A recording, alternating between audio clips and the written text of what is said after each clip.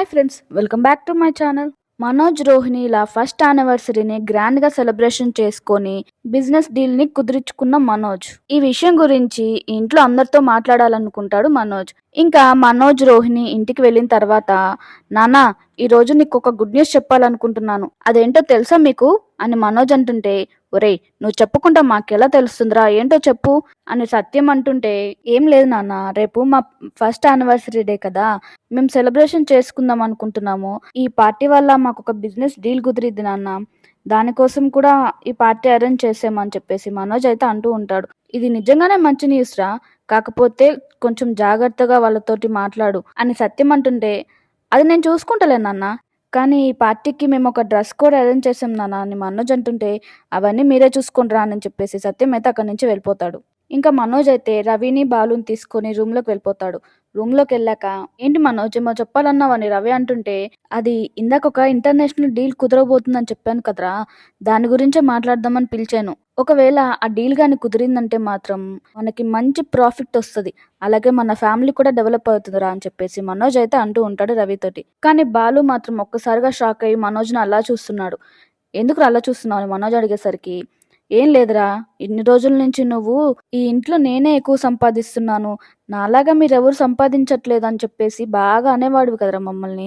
ఇప్పుడు నువ్వు family development గురించి మాట్లాడుతుంటే కొంచెం షాక్ అయ్యాను లేరా అని బాలు అయితే అంటూ ఉంటాడు. ఇంకా మనోజ్ వచ్చేసి, ఏం లేదురా, వాళ్ళు మన ఫ్యామిలీ బ్యాక్గ్రౌండ్ గురించి డీటెయిల్గా అడుగుతారురా, కానీ ఏం చెప్పాలో అర్థం కావట్లేదు అని మనోజ్ అంటుంటే, వెంటనే బాలు వచ్చేసి, దానికెందుకు ఎంతగా ఆలోచిస్తున్నావు, ఒక తమ్ముడు హోటల్ చెఫ్ అని చెప్పు, ఇంకో తమ్ముడు కార్ డ్రైవర్, సొంతంగా 2 కార్లు ఉన్నాయని కూడా చెప్పురా అని చెప్పేసి బాలు అయితే అంటూ ఉంటాడు.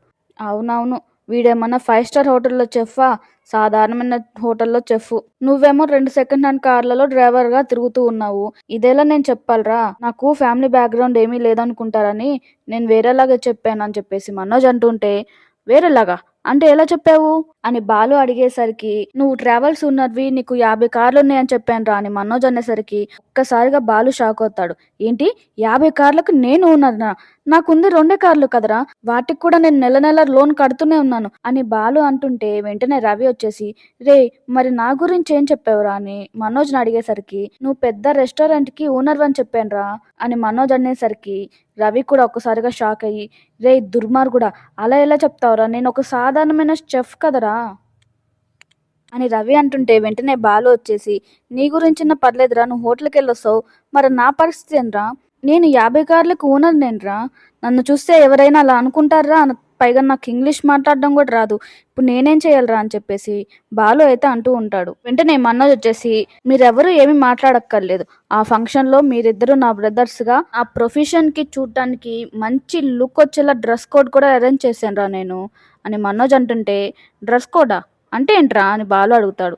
వెంటనే రవి వచ్చేసి, ఏం లేదన్నయ్య, వాడు ఏ డ్రెస్ సెలెక్షన్ చేస్తే ఆ డ్రెస్ వేసుకొని వెళ్ళాలి అంతే, అదేలా కుదురుద్దిరా, వాడికి నచ్చింది తీసుకోవాలనుకుంటే మరి డబ్బులు కూడా ఎక్కువ అవుతాయి కదా, అంత డబ్బులు ఇప్పుడు ఎక్కడి నుంచి తెస్తాం రా మనం అని బాలు అంటుంటే, డబ్బుల గురించి నేను చూసుకుంటా, మీరు జస్ట్ వచ్చి అక్కడ నిల్చోండి చాలు అని మనోజ్ అంటాడు. ఇంకా బాలు రవి ఇద్దరు అయితే ఒక్కసారిగా షాక్ అయ్యి, రే రవి, వీడికి ఇన్ని డబ్బులు ఎక్కడి నుంచి వస్తున్నాయిరా, వద్దురా, ఏదో తప్పు జరిగేలా ఉందిరా అని చెప్పేసి బాలు అయితే అంటూ ఉంటాడు రవితోటి. ఇంకా మనోజ్ వచ్చేసి, అలా ఏం జరగదు, ఇది జస్ట్ బిజినెస్ కోసం మాత్రమే, ఈ డీల్ మాత్రం ఓకే అయితే మాత్రం మన ఫ్యామిలీ డెవలప్ అవుతుందిరా, ప్లీజ్ రా, నా కోసం కాకపోయినా నాన్న కోసమైనా ఒప్పుకోండిరా అని మనోజ్ అంటుంటే, వెంటనే బాలు వచ్చేసి, సరే ఏడవకు, ఒప్పుకుంటాం, కానీ మరి మీనా వాళ్ళ పరిస్థితి ఏంటి, వాళ్ళ గురించి ఏం చెప్పావేంటి అని బాలు అడిగేసరికి, వాళ్ళ గురించి రోహిణి చూసుకుంటుందిలే అని మనోజ్ అనడంతో బాలు రవి అక్కడి నుంచి అయితే వెళ్ళిపోతారు. ఇంకా రోహిణి కూడా మీనాకి శృతికి ఇదే చెప్పడంతో మీనాకైతే చాలా కోపం వస్తుంది. అయినా మనోజ్ అలా ఎలా చెప్తాడు రోహిణి అని శృతి అడిగేసరికి, మనోజ్ చెప్పలేదు శృతి, వాళ్ళ ఫ్రెండ్ చెప్పాడంట, అందుకే ఇలా మేము ప్లాన్ చేసామని రోహిణి అయితే అంటూ ఉంటుంది.